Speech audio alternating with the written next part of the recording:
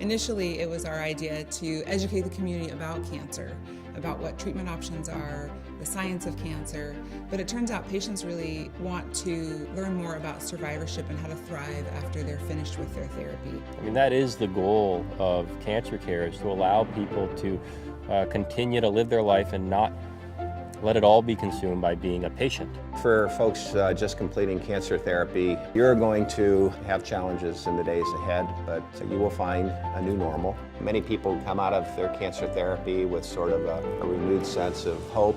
I would never say cancer is a gift, but I've had many patients say to me over the years, you know, my experience with cancer really allowed me to kind of refocus my life. It allowed me to look at my relationships. My spiritual life has been renewed, so it can be an opportunity and a time for growth, and out of a very terrible experience, something good may actually happen.